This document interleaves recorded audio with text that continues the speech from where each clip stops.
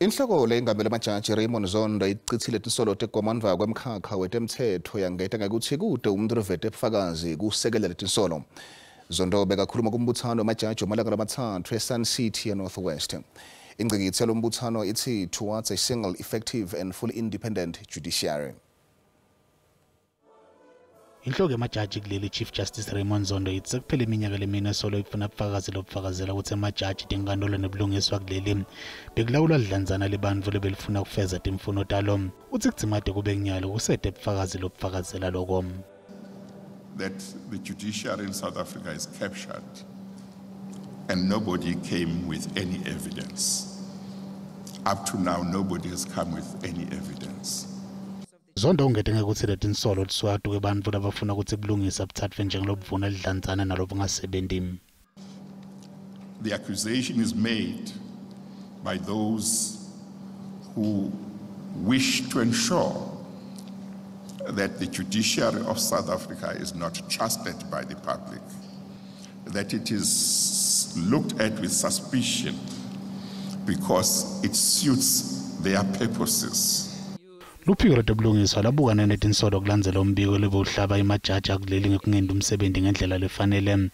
Lomunye losolwako kulombiko ngumengameli wamajaji enkantolo lephakeme yase-Gauteng Judge Dunstan Mlambo ukhulume kabande ngalombiko. The author of the report applied for a job at Legal Aid South Africa many years ago, more than 10 years ago, when I was chairperson of Legal Aid South Africa. He didn't get the job. I was not involved in that process in whatever manner. But from that day onwards to date, he continues to accuse me. He's even created a website that hurls insults at me and any other judge who finds against him. Lenkomfa kulenzeleke iphele ngalwesine kuleli viki lelisetulu. Ligama la Roger Jaden kubonakala lisematheni kulamalanga nakuta tepolitiki. Kwangathekela somabhizinisi utawubabuso bemfelandawonye amaqembu etepolitiki lehlose ukucumba phansi iqembu le-ANC elikhethweni lweminyaka lotako. Lolutsaba-ke liqinisekiswe ngilabo labathuthe naye losomabhizinisi kephakelo umfelandawonye uyichithile lombiko waveta ukuthi kusakadzingidwa ukuthi utawumelwa ngubani esikhundleni semengameli kulolu khetho lolutako. Njengoba ukhetho lwavelonke selusonzela kuningi lokwendakalayo kutepolitiki. Ngekusho kwemibiko baholi be-DA bahlangana lona beyangosihlalo we-First Friend Roger Jaden kude bakhulume kabandi ngekuthi kungahle kube nguye lo yinhloko yalomfelandawonye. Roger Jaden ukwaba ngumcondzisi jikelele welitiwete emasiko nebuciko kuminyaka yabo 1996 beyangihambisani ke nahulumende lobandlululo kanti wabuye waba ingcenye yebhodi ye-Sharks Rugby Union. Noma kunjalo i-multi-party charter iwucithe ngelifastelo lombiko lona yathi kude into lefana lena kube bede tinkulumiswano mayelana ngekuthi ngubani kumele agacele isikhundla sikuba ngumengameli wayo. The multi-party charter would also like to make it clear that any decision to support a joint presidential candidate, either before or after the election, would be based solely on merit and the mandate of the electorate. The parties in the multi-party charter for South Africa affirm that our parties are led by leaders who are capable of providing the leadership needed for a new multi-party coalition. Bahlati betepolitiki balubuka bandi lolu dzaba lapho bathe khona uma kumele kube nekusebenzisana kubambisana kumele kulandwe umuntu lomusha longeke athathe lo hlangothi. One of the strategies would have been that it's better to get someone who might be seen to be neutral, but at least as this person can be acceptable, to be seen as someone who can bring hope. Njengobe nekukhankasa nako sekuya ngekushisa ludzaba lokuchaswa kwetinhlangothi tepolitiki nalo lungundzaba mlonyeni. We are facing a situation where political parties require resources for them to be able to run their own programs. You would still have funders who are making a contribution without any expectation. And at the same time, you would have funders who would expect things to be done in a particular way. Kusenjalo i-ANC ihlabe i-DA ngokusebenzisa Jaden njengalo welibale lemnyama lobekwa embili ukuthi abe yinhloko. Iqembu le-ANC lithi mengameli walo waphambilini longasekho emhlabeni Nelson Mandela uyohlala khunjulwa ngokunikela kwakhe ekusebenzeni ngebucotho nangenhlonipho. lo muhla kuhlangana iminyaka lelishumi kwashona lo mengameli wokuqala lwakhethwa ngenthando elinyenti kuleli. Madiba washona nga-2013 eneminyaka lengama-45 emva kwegula isikhathi lesithe.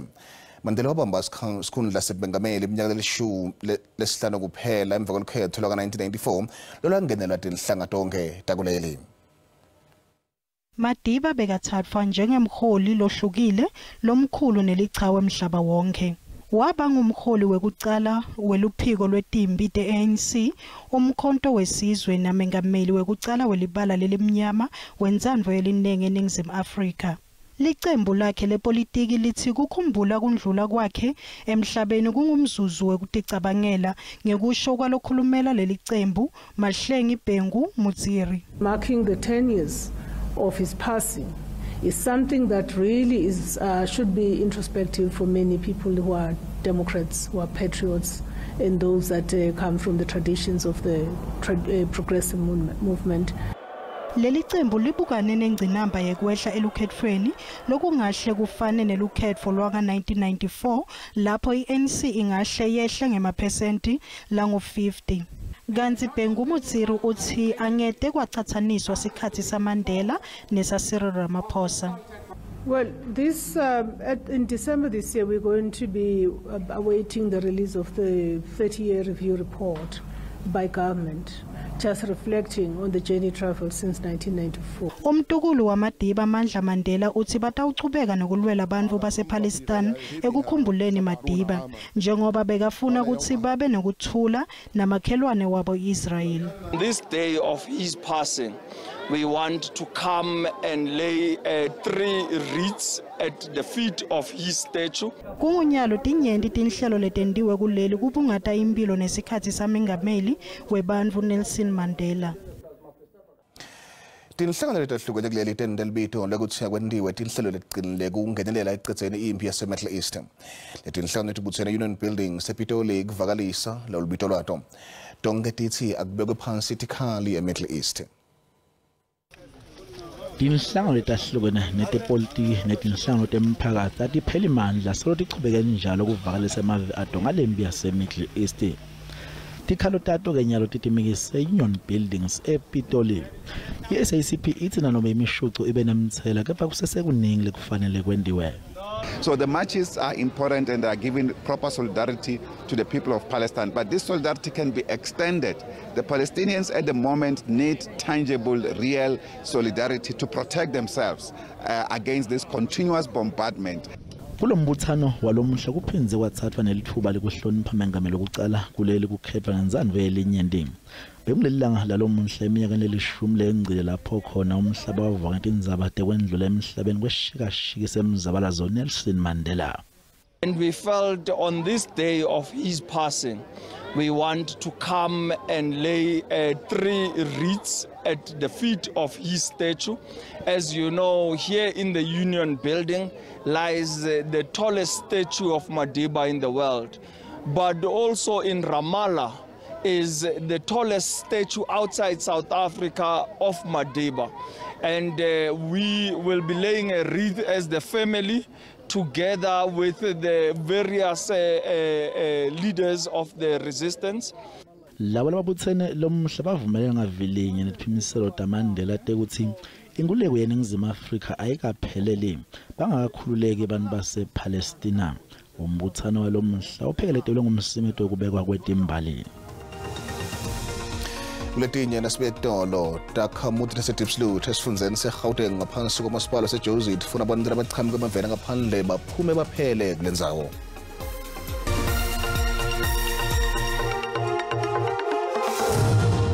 Somukele mbukele esigabeni sesibili seTindzaba teSiswati la SABC uma usanza ngena ukhethe kahle hlala nathi siyakwemukela. Takhamuti naseDiepsloot esifundeni seGauteng ngaphansi komasipala weJoseph funa abantu abaqhamuka emaveni ngaphandle baphume baphele kulendzawo. Tibasola ngekubazakanyeka ebugebengweni lobhidlangile lobufaka ekhathi kubulala gagadlela nekushaya. Esigamukeni sekamuva kubulawe abantu abasikhombisa labashaya ngomphakathi ngempelasonto. Kuthola imininingwane lebantu loludzaba bukela lethisematheni kusasa ngensimbi yesithupha ku-DTT naku-SABC+. Indzawo yaseDiepsloot inebantfu lababalelwa ngetulu kwa 250,000. Lendzawo igcwele imikhukhu leyamene kanti futhi ayikahlandeki. Bantu bakulenzawo bakhala ngekuswelakala kwemisebenzi njengoba bathi abakwati nikudakhela tindlu abasebenzi ngako-ke abakwati kucosha kati etiko. Takhamuti tikhala ngekuthi kwawona lamaphoyisa lathunyele kulendzawo awabonakala wenda umsebenzi wawo tisola ukuthi kungenteka abe ingcenye yaletigila mkhuba. Asikwazi ukulala ngoba ngasunta isikhathi umele ukuthi uhlale ucabanga ukuthi uzokwazi ukuvuka kusasa yini. Kubambane le ndawo le mara housing department imayingayenza emastene nama house abantu sihlale lena le uyangibona umuntu mazali ukuthi nangu uyamboweni noza uyezi mara mawungangumazi ungibona uvela la ukuvela nokukuqeda.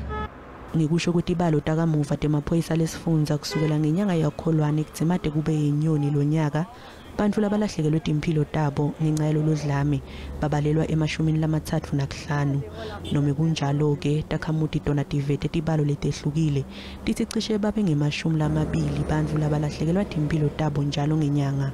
These people that they came to rescue or to help, they must be visible with reflectors, because even the criminal can come as if like they're coming to help you, although they are not. Longafisi kudzalula ligama lakhe kuloludzaba uthi simo labaphila ngaphasi kwaso kuleyandzawo sihlatimulisa umtimba nekwelekelelwa ngekwengcondvo nemoya kuyadzingeka. Umama nomntwana in the house bebahlekile, and then kuthe uma ubaba abuya ekhaya mabo around 2:10 ubaba seyethola ukuthi nathi ulandela abantu before akhona ukuthinyango baqala ukudukula iminyango, and then umama was trying to close the door. Bekazama ukukhiya, so already bebasebafikile baqala ukudukula laphaya bese awela phansi. Lento yenzekile ebusuku, so abantu besaba ukuphumela ngaphandle sibone ukuthi abobani kwenzakalani because bebanebhamu eyiningi. Komishana wamaphoyisa kulesifundza seGauteng Janene Elias Mawela sewuke wavakashela lendzawo kanye nendvuna yamaphoyisa abheka icele emavikini lambalwa lencile ngemuva kwetikhalo tekubhebhetheka kwetehlakalo letihlukene kulendzawo. The Minister of Police, General Cele, here for the first time allocated money for all the provincial commissioners to resource their respective CPFs. We need to give them the tools of trade. So we have worked out some of the equipment which they need, and we are buying them. Nanobe kunjalo ke emaphoyisa acele ukuthi kube nekusebenzisana emkhathini kwawo kanye nemalunga alomphakathi kutolwisana nanale ludlame loluchubeke njalo kulendzawo. Etindzabeni SABC ngingunokubonga Mgwenya ngiseJozi. Sibutile mbukeli ukuthi njengoba libhangele ngati likhala ngekuswelakala kwengati ngicabanga kwakho yini le ndaba ukuthi besabe kunikela ngengati umbono wakho uyalandzela. Emsakathi mina ngibona ngathi abantu bayasaba manje ukuthi mhlambe abantu abaye kuyochecka i-status sabo ukuthi igazi labo li-clean noma linjani. Ingako basaba kuyonikela ngalo igazi. Abantu mabakhululeka baye emaklinikhi bachecke then bangakhona ukunikela igazi. Abantu abaningi bayawusaba umjovo njengami nje ngiyawusaba kakhulu umjovo. Okwesibili abantu abaningi abanalo ulwazi lokuthi sikuphi isidingo sokunikela ngegazi. Mkhathi hayi ukuthi abantu bayala ukunikela ngegazi. Abantu bafuna ilanguage le yemali mkhathi. Ayisekho into yamahala nje. Abantu abangesabi ukunikela ngegazi. Akuthathi ngisho isikhathi eside nje isikhashana esincane. Kanti ke futhi kubalulekile ke mina nje ngihlale nginikela njalo ngegazi.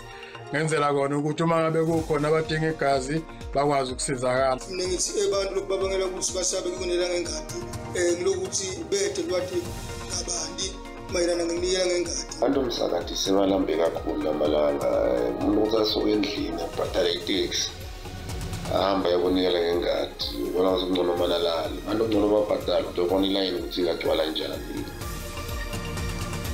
Lona ngombono wembukeli iSABC eteyathweswa ukuthi phendulela ngawo.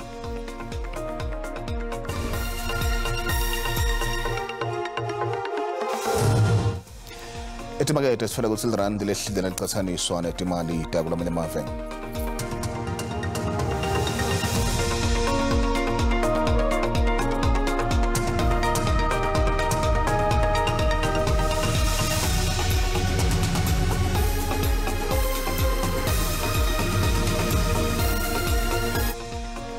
Sigijimele Mbombela ngiyeuva ukuthi uphethe iPhiten Dlamini leliphuma imbitene kuLugwalagwala FM nakubumbana insimbi yesithupha nyalo Nzambama. Wota nato Dlamini. Dlamini mnene angibingelele kuwe ngibingelele nakuya umbukele ekhaya ngisho nje ukuthi emkhathini wa6 na7 namhla inzambama Tindzaba lesitabe sitibuka tifaka ekhathi naye lethi namuhla kuhlangana iminyaka letha ibe 10 endlula emhlabeni mengamelo oqala ngqa ngaphasi kwenzandla elinyende kule level eNingizimu Afrika Dokotela Nelson Mandela ngetulu kwaloko siyabe sibuka na indzaba lethi amaphoyisa kulesifuza seMpumalanga sekabophe emadodza letha kabe sikhombisa ngetinsolo tekutingela ngalokungekho emthethweni ePilgrim Rest mbukeli ngiletina letinye longadlinzela enzambama emkhathini wensimbi yesithupha nesikhombisa ihlelweni letiphuma imbiteni kuLugwalagwala FM. Sibonga kakhulu Nkosi. Sitibeka lapho tolomuhla mbukeli ungakhohlwa kubukela lethi sematheni kusasa Nzambama nakubumbana insimbi yesithupha tikhona tesindebele kusasa sisale kahle.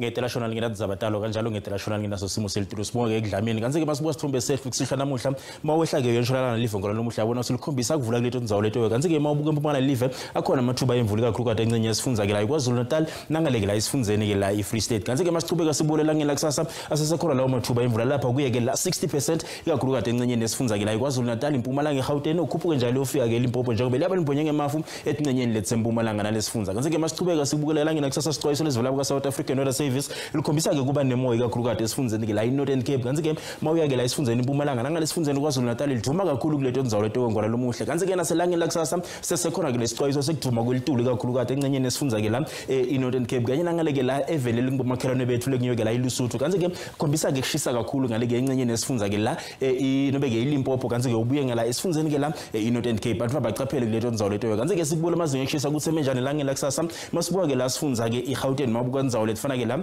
nabo Pretoria kuyashisa kuleto ndzawo leto kanti ke eBroncosspruit ihleli lapha ku29 eCarltonville ihleli lapha ku32 kanti ke kusasa eLimpopo ngolo lomuhle mabuka ndzawo letfana nabo Musina kuyashisa kuleto ndzawo leto ke liphala lethaba zimbi lapha ku37 kanti ke lifuthumele Bakersford nje kube lapha kuye ke la 27 eMpumalanga ngolo lomuhle mabuka ndzawo letfana nabo Skukuza lifuthumele kuleto ndzawo leto liphole Mbombela Ladyburg nangaleke la Carolina nje kube ku21 kanti 17 ke eMkhondo ngolo lomuhle kanti ke lasifundza kwaZulu Natal mabuka ndzawo letfana nabo Vryhead lapha kuye ke la 20 lifuthumele ke liphole kuleto ndzawo leto nabo Lady Smith kanti ke Pietermaritzburg ihleli lapha kuye ke la 1922 ePort Shepstone kanti ke sifundza eEastern Cape indzawo letfana ke la nabo Maletswayo ihleli lapha ku26 likhombisa ke kuphola lifuthumele ke Craddock nalabo Graafrenet njengoba lapha ku29 kanti ke eGqeberha ihleli lapha kuye ke la 22 ngalo lomuhle sifundza eWestern Cape kuyashisa ke Fredendal nabo Glen Williams njengoba lapha ku27 kanti ke nangale Kapa ihleli lapha kuye ke la 31 ngalo lomuhle kuyashisa kuleto ndzawo leto ke Beaufort West lipholile kanti ke Northern Cape mabuka ndzawo lefana nabo Uppington likhombisa kushisa kukhipha umconvention njengoba ku38 kanti ke ngale ke Calvin alihleli lapha kuye ke la 33 ngalo lomuhle Kimberley lapha ku34 iFree State tindzawo lefana nabo Bothaville kuyashisa kuleto ndzawo leto ke bo Kroonstad nakhona